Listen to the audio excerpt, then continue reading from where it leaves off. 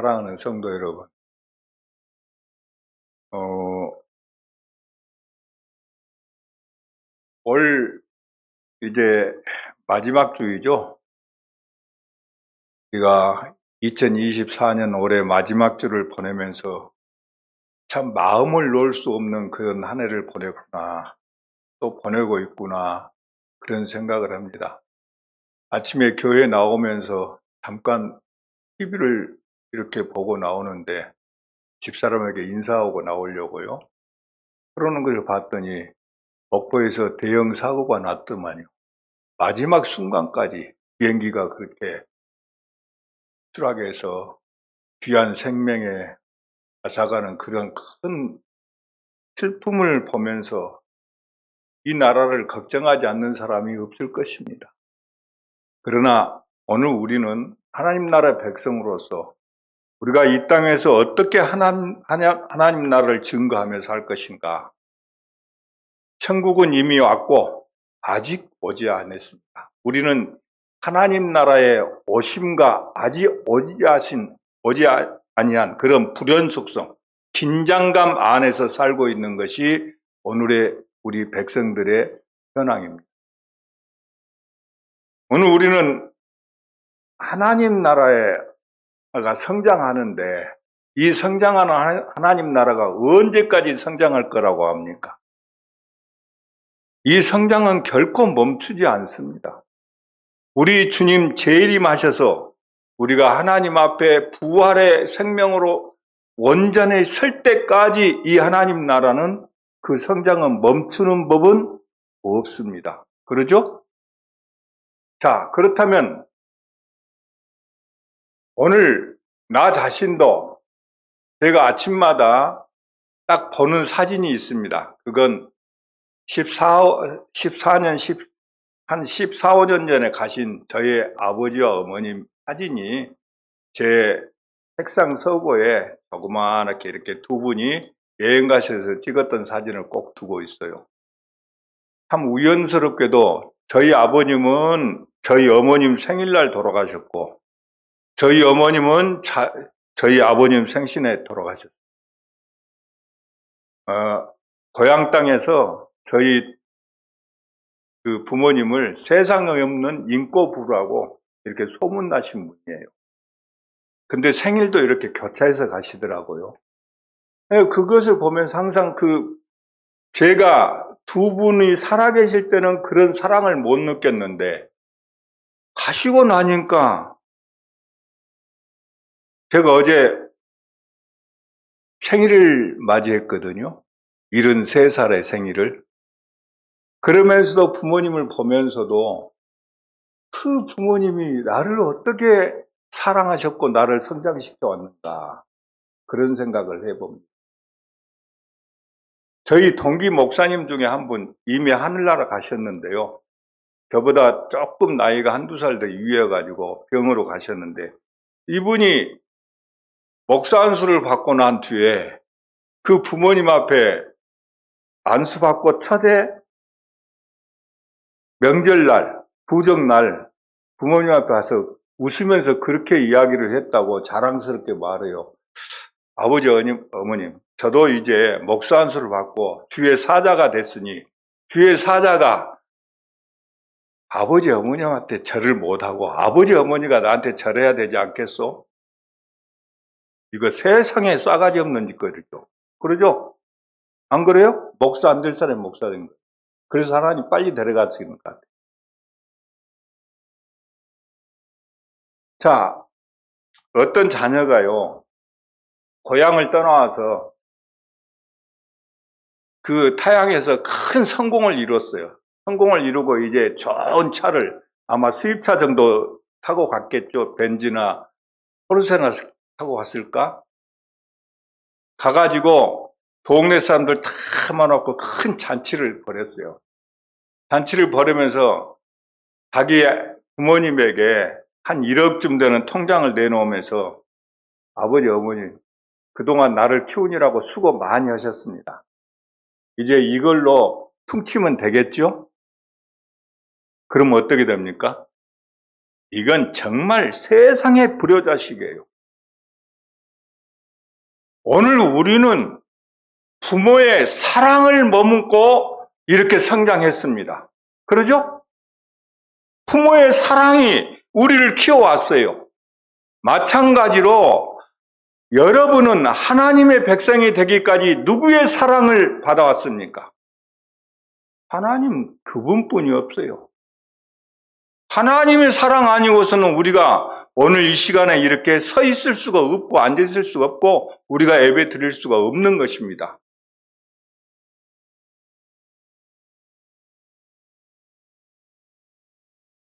오늘 우리들이 자라면서 부모 마음 안 아프고 부모 마음 항상 기쁘게 해주고 자란 사람이 누가 있습니까? 그러나 우리 부모님들은 우리가 아무리 잘못을 해도 용서하고 또 용서하고 용서하십니다. 역시 우리가 구약 창세기로부터 계시록을 우리가 살펴보면 하나님이 얼마만큼 용서하셨느냐. 자기 백성이 정말 못된 짓을 그렇게 하고 나는 하나님이 실수하고 떠났는데도 불구하고 하나님은 여전히 우리를 사랑하셔서 누구야 하시면서 아브라함아, 이삭아, 사울아, 바울아 하시면서 찾으셨던 분이 누구이십니까? 하나님이세요. 내가 찾은 것이 아니라 하나님이 여러분을 찾으셨어요. 오늘 먼저 하나님 나라의 가치가 그 귀중성을 이 마태복음 13장에서 다 이야기하고 있어요. 44절로 46절에 보면은 밭의 감추인 보화의 비유와 진주의 비유를 통해서 바로 하나님 나라의 귀중성, 천국의 귀중성, 즉 천국이 어떤 가치가 있는가에 대해서 확실하게 말씀을 해주고 있습니다. 오늘 우리가 주기도문에서 항상 뭐라고 우리가 주기도문에서 암송을 합니까? 나라의 임하옵시며 했는데 우리에게 임한 이 나라의 귀중성, 하나님 나라의 가치를 분명히 알아야 합니다. 밭에서 보화를 발견한 가난한 품꾼이나 좋은 진주를 발견한 부유한 상인이나 자기 일생에 가장 중요한, 즉 가치 있는 것을 발견해서 그것을 소유했다는 것은 바로 하나님 나라의 귀중성과 그 가치를 잘 말해주고 있는 것입니다. 정말 나에게 가치가 없다면 그걸 어떻게 우리가 품고 있겠어요? 오늘 우리가 천국을 소유한 즐거움은 일생에 가졌던 그 모든 것보다도 그것이 아무리 큰 부귀이거나 아무리 좋은 영화일지라도 허무하게 보여야 될 것입니다. 자신이 소유한 가장 귀중한 것은 그 가치가 하나님 나라보다 못함으로 무조건 버리는 것은 바로 당연한 것이에요.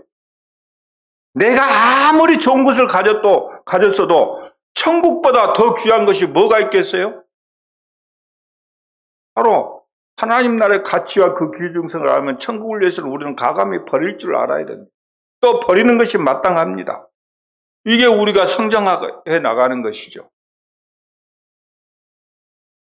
우리가 일생 동안 얻을 수 있는 그 어떤 것보다도 큰 기쁨을 가져다 주는 것이 바로 천국 아닙니까? 바로 이 하나님 나라 천국은 소경이 보고 절름발이가 걷습니다. 문둥병자가 깨끗해지고 귀머거리가 듣습니다.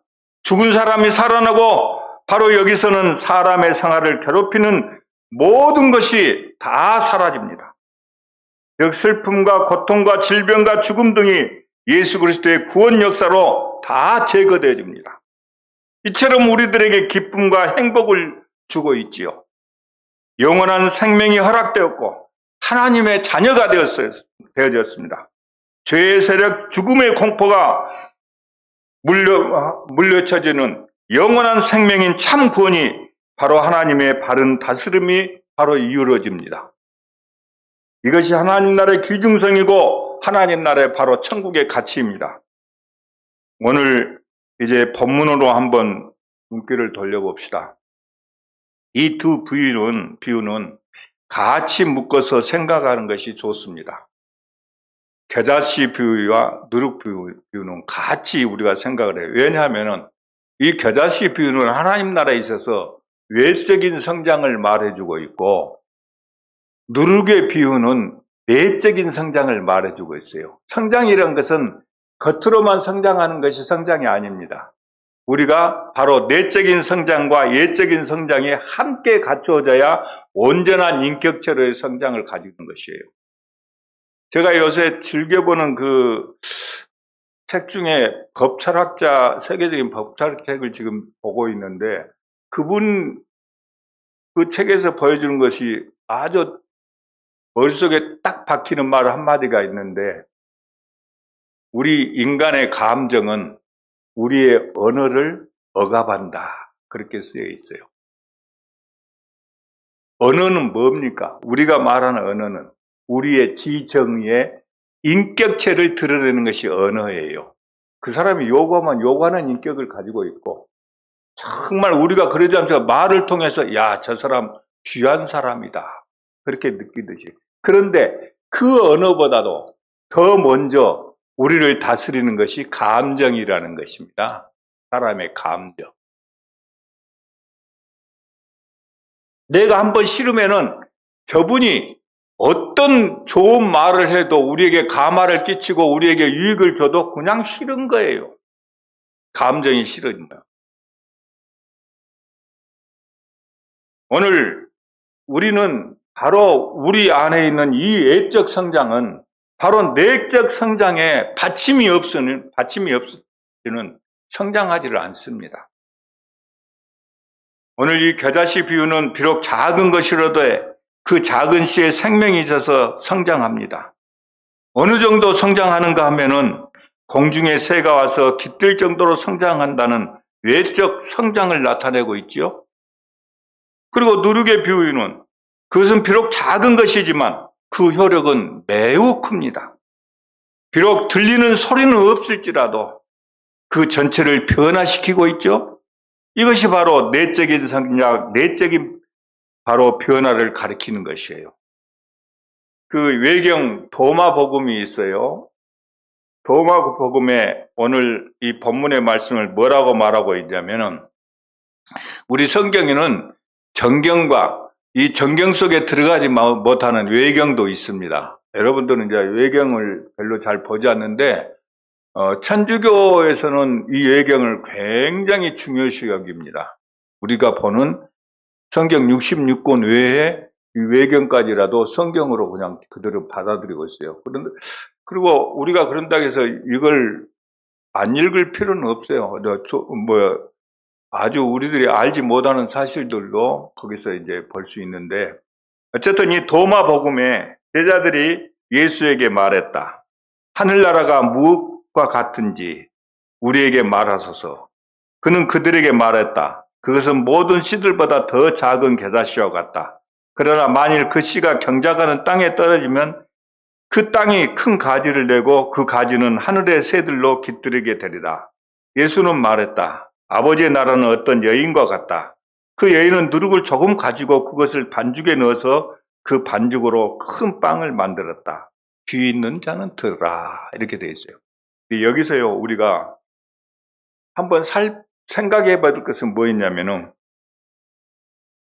이 씨가, 겨자씨가 밭에 처음부터 뿌려져 있는 것이 아니라는 사실입니다. 그렇죠? 그리고 여기서 이 도마복음에서 아버지의 나라는 어떤 여인과 같다 하는 이야기입니다. 아버지의 나라는 어떤 여인과 같다. 여러분 그걸 한번 물음표를 두면서 생각하면서 말씀을 들으시기 바랍니다. 이 두 비유는 엄청난 극단의 대조를 이룹니다. 처음에는 눈에 보일까 말까 하는 정도의 작은 겨자씨가 마지막에는 큰 나무가 되지요. 바로 외적인 성장을 말하고 있고, 그리고 천국은 밭 자체에 있는 것이 아니라, 다 보세요. 밭 자체에 있는 것이 아니라 밭에 갖다 심었다고 말하고, 이건 밖으로부터 들어온 사실을 말하고 있어요. 그 안에 벌레 있던 것이 아니라 밖으로부터 들어왔어요. 이건 뭘 말씀하시냐? 바로 이 말씀은 이 창조 세계가 본래부터 우연히 존재했던 것이 아니라 여호와 하나님의 창조에 의해서 하나님의 영광을 위한 그 창조가 바로 여호와로 말미암아 하나님을 말미암아 되어졌다는 것을 말하고 있는 것이에요. 오늘 미국은 학교에서 진화론과 창조론을 같이 가르쳐요. 우리 초등학교 시절부터. 그런데 예전에 30여 년 전에 그 진화론자와 창조론자의 두 학회가 모여가지고 아주 열띤 공방을 했는데 누가 이겼을 것 같아요? 진화론이 졌습니다. 여러분들은 보통 진화론이 이길 거라고 말하는데 진화론이 참패를 당해버려요, 거기서. 그리고 찰스 다윈의 진화론을 인류 역사상 최초 말했던 이 찰스 다윈이라는 학자가 자기의 메모지에다 남기고 간 마지막 육서 같은 글이 있는데 그 글이 뭐냐면 그것을 전혀 세상에서는 말하지 않습니다. 어떤 학회도.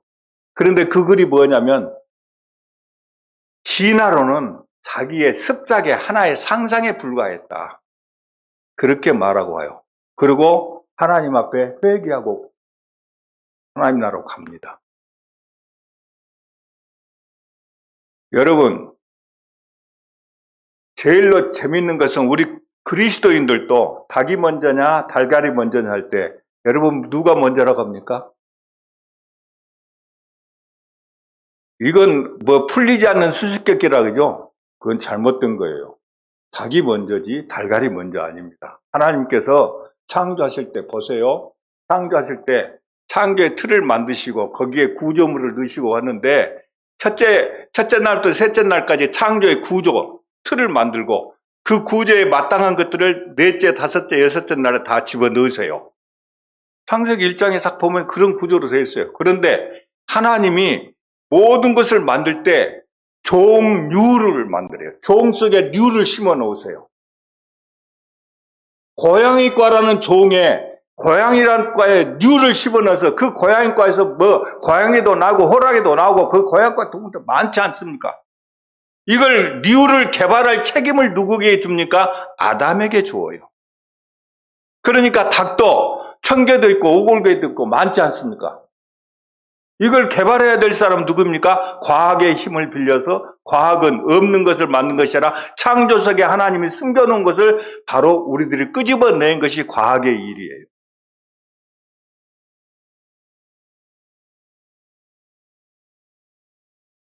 바로 창조가 하나님의 영광을 위한 하나님의 나라였습니다. 그러니 이 밭에 그냥 뿌렸다. 겨자씨를 단순히 뿌리는 것이 문제가 아니라 이것이 밭에 근본적으로 있었던 것이 아니라 밖에서 뿌렸어요. 하나님의 창조가 우연히 된 것이 아니라 하나님께서 만드신 하나님의 영광의 세계라 이 말입니다. 이걸 누구에게 맡겼어요? 사람에게 맡겼어요. 그래서 인간은 하나님의 형상이라 그렇게 말하는 것이에요. 그런데 아담이 범죄한 후에 여인의 후손이 뱀의 머리를 밟으리라는 창세기 3장 15절 이 말씀을 했을 때는 이 씨는 매우 작았습니다. 아담이 범죄했어요. 하나님이 에덴 동산 찾아와서 아담아 물었어요. 아담을 부르니까 너 왜 선악과 먹지 말라겠는데 무슨 선악과에 선과 악이 있습니까? 그것은 순종이냐 불순종이냐. 먹으면 불순종이고 안 먹으면 순종이에요. 우리가 순종하고 사는 것이 하나님 나라에서 성장하는 것이고 불순종은 이건 완전히 우리가 하나님과 멀어지는 일이에요. 그러니까 아담이 뭐라고 합니까? 교묘하게 이야기해요. 하나님께서 내게 함께 해준 하하가 나를 유혹해서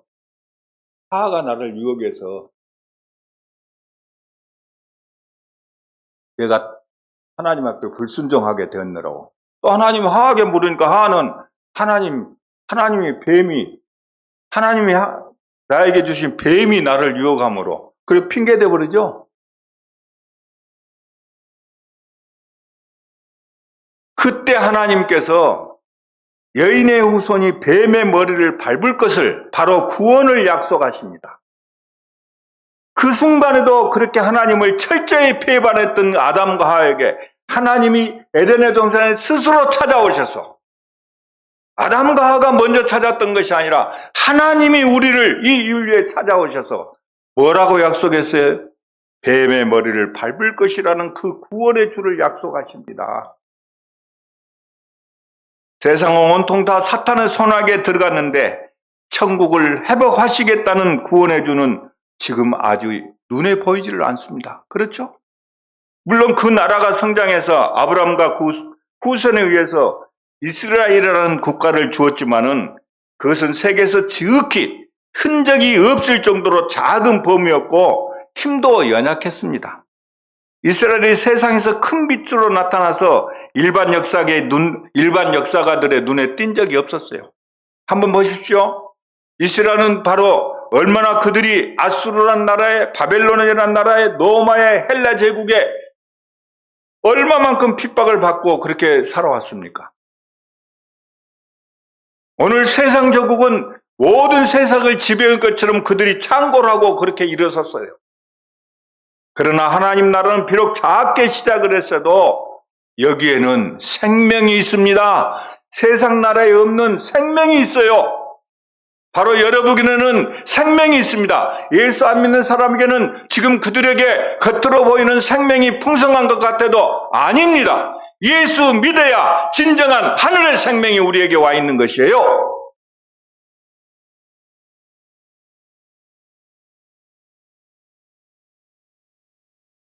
하나님 나라의 생명은 하나님이 친히 인간 역사에 개입하시는 하나님의 일입니다.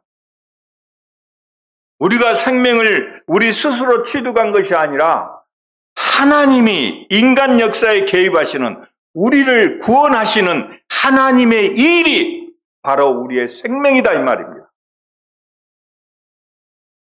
그래서 결코 끊어지거나 중도에 파괴되는 법이 없어요. 씨를 심으면 성장하는 것처럼 하나님 나라는 역사 안에서 바로 발전해 왔습니다. 오늘 우리가 역사를 영어로 뭐라고 말합니까? 히스토리라 그러죠? 히스토리는 그의 이야기입니다. 3인칭 그의 이야기예요. 그의 이야기가 누굽니까? 하나님의 이야기가 역사예요. 진정으로 성경 역사반이 진정한 역사인 것이 하나님의 이야기, 그의 이야기가. 한번 우리나라 기독교 역사를 한번 봅시다. 처음에 세상 귀신을 믿는 서양 종교를 이해했어요. 그래서 처음 이 복음이 천대받았습니다. 오늘날 우리나라에 처음 복음이 들어왔을 때 누가 제일 먼저 믿었습니까? 천대받는 사람, 학대받는 며느리, 시어머니께 며느리가 얼마나 학대받습니까? 그러니까 교회라도 가서 위로받다 보니까 예수를 접하게 됐어요. 먼저. 또 한 많은 과부들, 그래서 교회에 여자들이 많습니다. 보관대장 믿지 않았어요. 얼마 전까지도 예수 믿으면요, 내가 처음 예수 접했을 때만 해도요, 그렇게 대접 못 받았습니다. 그러나 지금 어떻습니까? 오늘 큰 교회 같은 경우는요, 정치인들이 많아요. 왜? 표가 있으니까 표 달라고 가서 구걸하죠. 오늘 예수도 안 믿는 정치인들이 와서 나 국회의원 시켜달라고 교회에다 헌금하면 그 헌금 돌려줘야 되는 것이 마땅한 것입니다. 아마 우리 교회 같은 거 오면 우리 박 목사님 금방 돌려줄 거예요. 그러죠?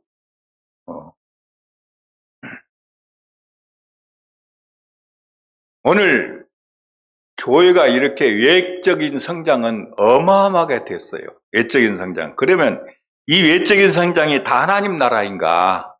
아닙니다. 오늘 이 가라지 비유를 보면은 곡식과 가라지가 함께 자랍니다. 언제 곡식과 가라지가 구분됩니까? 추수 때. 오늘 주님 재림하시면은 이 교회 안에도 분명히 곡식과 가라지가 있습니다. 함께 있어요. 그 곡식과 가라지는 어떻게 됩니까?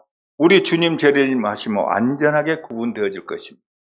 그때 후회하지 마시고 지금부터 참다운 믿음을 가지시기를 바랍니다. 교회가 외적으로 성장하는 것이 교회의 활동들이 꼭 완전한 하나님 나라라고 말할 수는 없습니다. 하나님 나라가 악의 나라와 함께 성장할 것을 말하고 있는 것이 바로 가라지의 비유입니다. 오늘 씨를 심으면 썩어야 싹이 나고 많은 열매를 맺는 것입니다. 그러니 이 씨는 단순한 인간의 활동이 아닙니다. 하나님이 범죄하여 파괴된 역사 안에 친히 개입을 하셨어요. 죄인은 죄인을 낳아서 죄의 포로가 정상인데 하나님은 죄인의 몸에서 죄를 대적할 새로운 인류를 창조하실 것을 바로 창세기 3장 10절에서 최초의 약속을 하셨어요. 그래서 때가 참에 예수 그리스도께서 오셨습니다. 이것은 하나님의 일입니다. 예수님이 이 땅에 오신 것 자체가 하나님의 일입니다. 그러므로 생명이 있는 것입니다. 예수 그리스도께서 여인의 몸에서 나셨을 때는 세상의 권세, 이 사탄의 나라들은 헤롯 왕의 힘을 빌려서 예수님을 죽이려고 어떻게 노력을 했습니까? 그래서 예수님께서는 어렸을 때부터 나는 머리 둘 곳이 없다고 말씀하십니다. 오늘 아무 의지할 곳이 없다고 말씀하십니다. 하나님 나라를 시작하신 그분이 곧 창조자일 뿐만 아니라 세상을 보존하는 보존자여 구속자입니다. 그런데도 세상은 그리스도를 알지도 못했을 뿐만 아니라 예수 그리스도께서 이 땅에 오셨을 때 자기 백성은 영접치도 아니했습니다. 공중의 새들도 깃들 것이 있고 여우도 굴이 있는데 인자는 머리 둘 것이 없다고 그리스도는 세상에 흠모할 만한 아무런 아름다운 것도 없었습니다. 심지어 동네 사람들까지라도 저 아이가 누구냐? 목수 요셉의 아들 아니냐? 어떻게 나사렛이라는 동네에서 구주가 출생할 수 있느냐 하면서 이렇게 예수를 알아보지 못하고 핍박을 했던 것이 예수님이 오셔서 그 당시 아닙니까?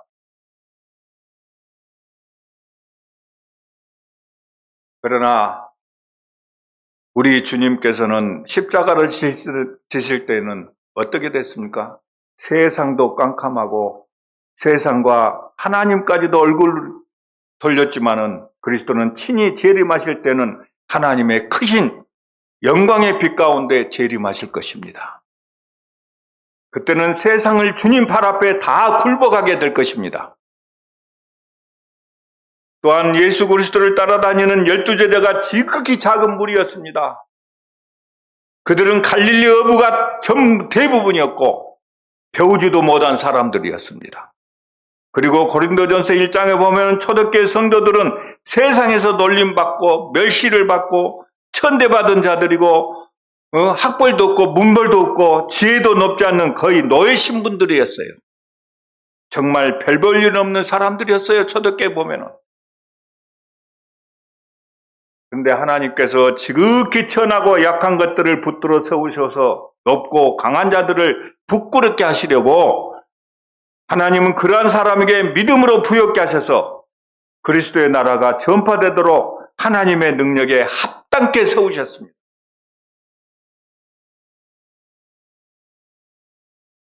정말 무시간 어부 베드로를 세워서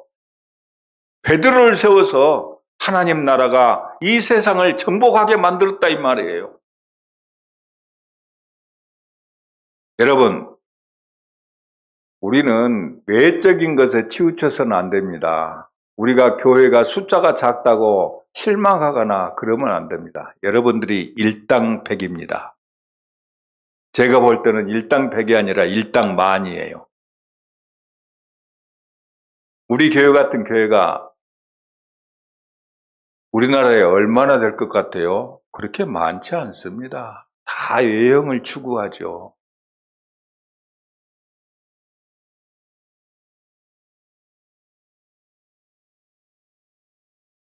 하나님 나라는 처음에 미미하고 작게 시작한 것 같아도 하나님 나라가 그리스도요. 곧 하나님 나라의 왕이 그리스도이기 때문에 하나님 나라에 편입된 백성은 주의 죽으시고 부활하신 하늘나라의 임금께서 함께 하셔서 자기 백성을 새롭게 변화시키시고 그들을 축복하시기 때문에 세상의 어느 것도 하나님의 백성을 꺾을 자가 없는 것입니다. 하나님은 아주 미미한 시작에서 사람들의 눈에는 아무것도 아닌 것에서 세상의 모든 민족을 포용할 하나님의 권세의 왕국을 건설할 것입니다. 중세 그 종교 개혁 전에요.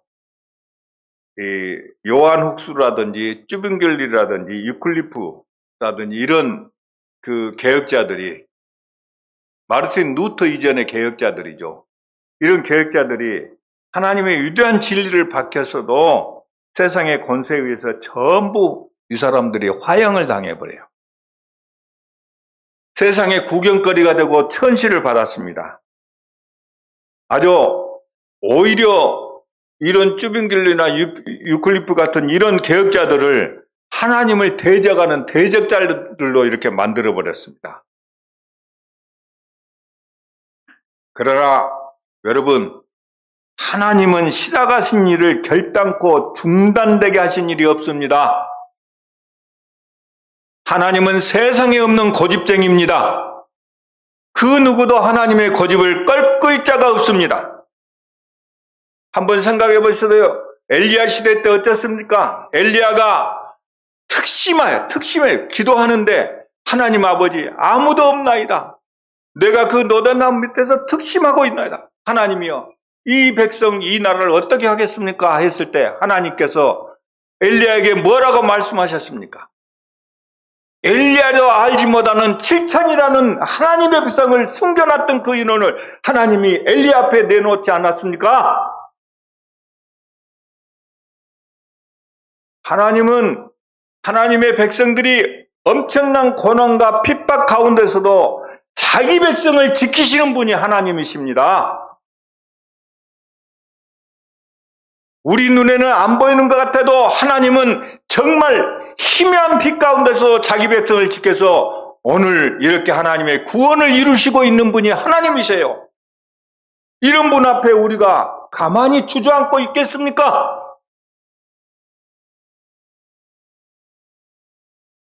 교회는 어떤 환경에서도 그리스도의 도를 바르게 전해야 됩니다.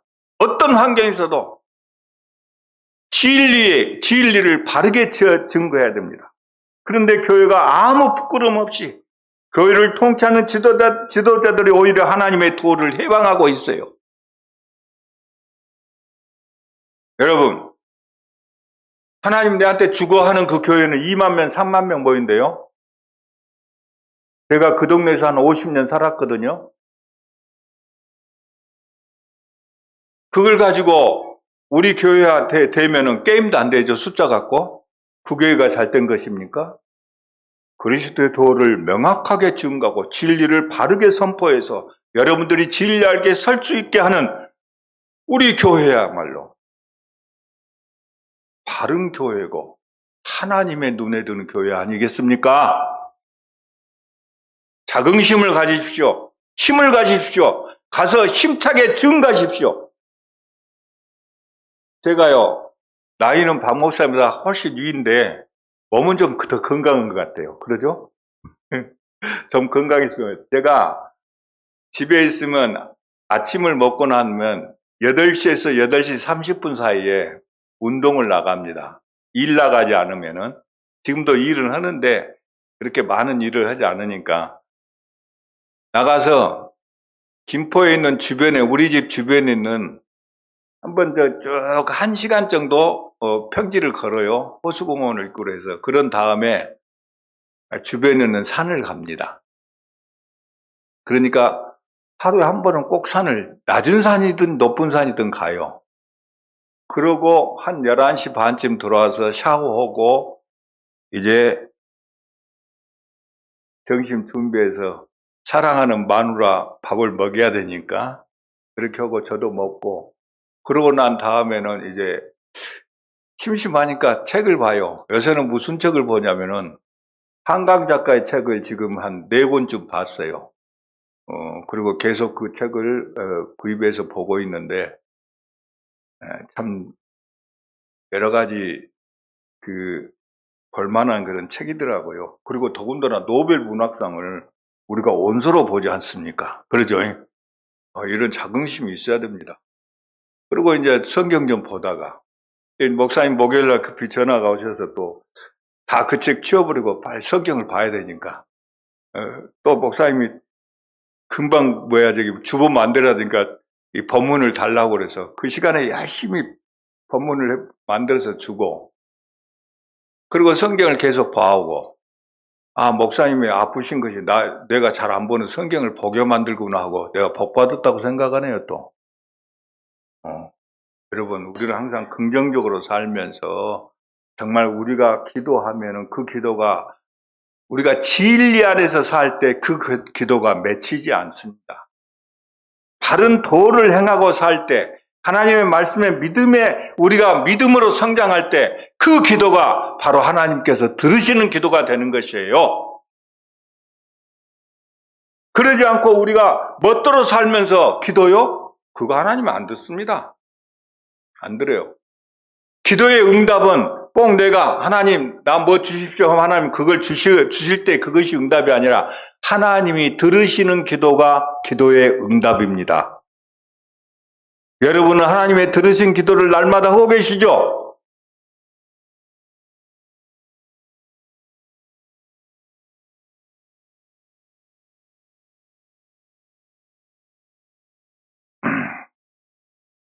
오늘 하나님 나라는 분명히 성장합니다. 언제까지 성장합니까? 주님 재림하실 때까지입니다.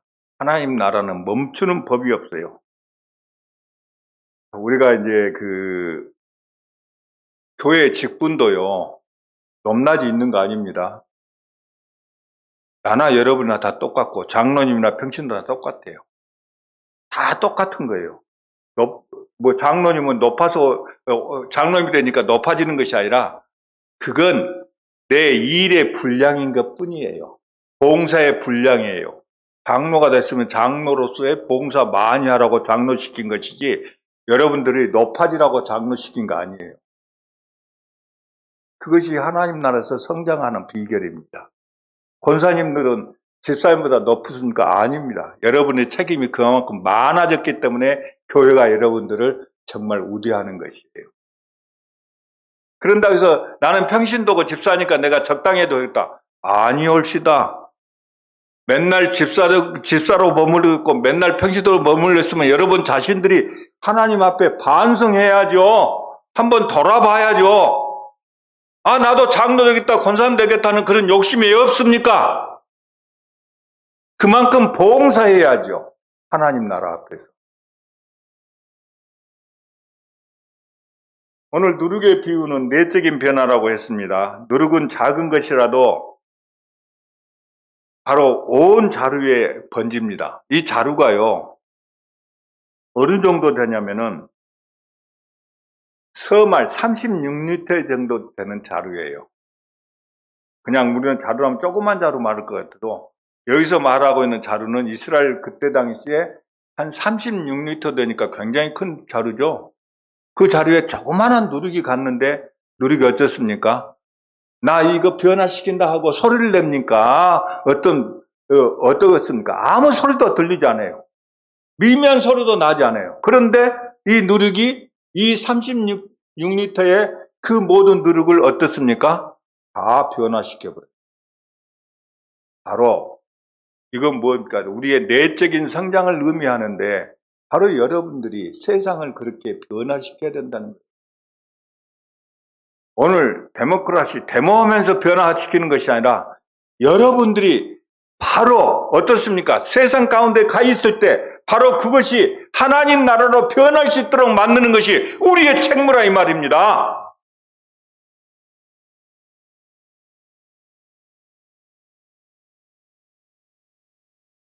오늘 이 두 비유는 진화론적으로 발전의 개념이 아닙니다. 처음과 끝의 대조를 보여줍니다. 오늘 하나님 나라는 처음에는 보잘것없었어요. 그러나 나중에는 영광으로 가득 찰 것을 말하고 있습니다. 오늘 결론으로 하나님 나라는 너무나 상이하고 예기치 않는 방법으로 왔습니다. 그래서 당시 로마 제국, 아니 자기 백성들도 오늘 몰랐습니다. 심지어 유대 지도자들은 그들의 종교성에 눈이 멀어가지고 하나님 나라를 보지 못했어요. 그들은 결혼잔치가 시작됐고 오늘 가난한 자들이 이미 하나님 나라의 축복에 참여하고 있는데도 불구하고 보지를 못했습니다. 오늘 예수님이 정말 잔치를 벌렸을 때 오늘 누가 왔습니까? 창기나 세리나 소경들이 왔어요.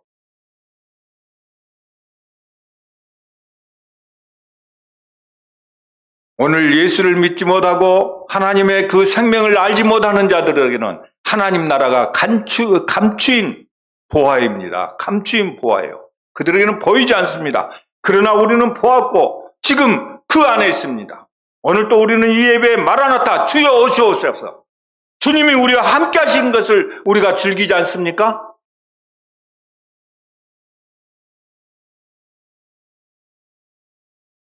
오늘 우리의 부활은요, 여기서 우리가 한번 보면은 우리의 부활은 처음 뿌린 씨앗과 별개의 형태입니다. 그러죠? 한번 보십시오. 겨자씨는 옛날에 그 겨자씨를요, 팔았어요. 그 기독교 서점에 가면은, 열쇠고리 해가지고 조그만 하나씩 해갖고 팔았는데, 좁쌀보다 좀 적어요. 갈색을 띠고 있고. 그런데 그 조그만 겨자씨가 자라면 어떻게 됩니까? 3m 이상 자라는 큰 나무가 돼요. 공중에 새가 깃드는 큰 나무가 된다고요. 바로 이 옛사람과 새사람은 틀리다는 것을 의미하지 않습니까? 옛사람과 새사람은 틀려요. 오늘 이 새사람은 어떻게 이루어집니까? 성령의 능력으로 이루어지는 것이에요.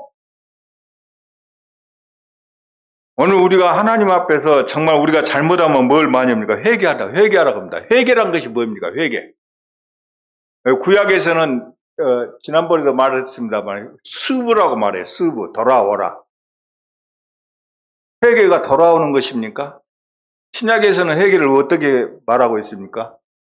회개는 뭐라고 생각합니까? 그냥 여러분이 눈물 뿌리고 그냥 내가 잘못한 것에서 돌아서는 거 이 정도입니까? 아닙니다. 그건 소극적인 것이에요. 한번 다 함께 따라서세요. 회개는 주님께 헌신하는 것이다. 회개가 뭐라고요? 주님께 헌신하는 것. 하나님께 헌신함이 바로 회개예요. 뉘우침이 아닙니다. 결심이 아니에요. 그 만회하겠다는 우리의 어떤 그런 결심이 아니다 이 말입니다. 내가 정말 묵묵히 주님께 헌신하는 것이 바로 회개입니다. 바로 이렇게 주님께 헌신하게 되어졌을 때 하나님 나라는 끊이지 않고 성장하는 것이에요. 이제는 여러분을 통해서 하나님 나라가 성장케 되어졌다 이 말이에요. 여러분이 구약의 7천의 남은 자라 이 말입니다.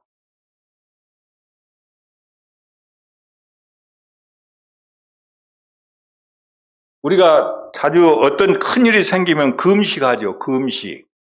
금식이 왜 합니까? 저는 금식하지 마라 그래요. 잘 먹고 튼튼해야 열심히 일도 하고 그러니까.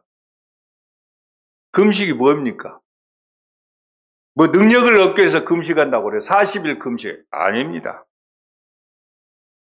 금식을 할 때에는요, 그럼 무슨 의미로 하느냐면, 모든 것이 누구한테 속해 있다? 주님께 속해 있다. 하나님께 속해 있다는 것을 고백하는 것이 금식이에요. 여러분 앞으로 금식하실 때는 하루에 한 끼라도 금식하실 때 있죠? 우리가 정료질 지나고 이렇게 사순절 지날 때는 금식할 수 있습니다. 고난주간 지날 때. 그럴 때는 우리가 함께 내가 주님의 고난을 통해서 내가 하나님 앞에 속해졌구나 하면서 금식할 수 있죠. 그럴 때 주님, 내가 이 생명의 모든 것을 놓았습니다. 이 생명은 누구에게 있습니다? 바로 주님께 있습니다. 금식을 통해서 내가 주님께 속한 것을 고백하는 거예요. 사랑하는 주의 백성들 여러분, 우리는 외적인 것에 머물지 맙시다. 외적인 것이 중요하다면 내적인 것도 그만큼 중요합니다. 하나님의 말씀이 여러분 앞에서 꽃을 피워서 열매를 맺어서 정말 겨자씨가 나무가 되듯이 오늘 누룩이 바로 그 모든 것을 변화시키듯이 오늘 세상을 변화시킬 그런 능력과 힘을 갖춘 분이 바로 여러분입니다. 여러분을 그래서 하나님께서 부르셨습니다. 다 함께 하나님 앞에 나아갑시다. 기도하시기. 걸어가신 아버지 은혜를 감사합니다. 우리들이 새벽마다 우리 죄 때문에 울고 우리가 다시는 이런 죄를 짓지 아니하리라고 하나님 얼만큼 작정합니까? 그래도 우리들은 아직도 성령의 소욕을 따라 살지를 못하고 이런저런 모양으로 육체의 소욕을 따라 살며 아버지 우리들이 살았다는 이름은 있어도 내 속을 보면은 기절할 정도로 우리 마음이 부패할 때가 많습니다. 그러나 우리의 의 때문이 아니라 하나님 아버지가 우리를 사랑하셔서 거룩한 창조자가 피조물로 오셔서 우리 더러운 죄인의 몸으로 오셨고 우리의 모든 죄악에 우리의 모든 더러움에 함께 참여하셔서 우리의 질고를 하시며 우리의 죄를 대신하여 십자가를 지심으로 우리의 모든 죄악을 용서하심을 감사드립니다. 우리의 의가 아니라 죽게까지 순종하신 예수 그리스도의 의 때문에 우리가 아들이 되었고 하나님을 아버지라고 부르는 그리스도 안에서 우리가 하나님을 아버지라고 부르게 되었습니다. 거룩하신 아버지여 우리의 모든 죄악을 용서하시고 피로 우리의 죄악을 바꾸시며 이 시간 우리의 기도를 받으신 줄로 믿습니다. 주님께 날마다 나아가는 주의 백성들 되게 해주시옵소서. 예수 그리스도의 이름으로 감사하며 기도드리옵나이다. 아멘.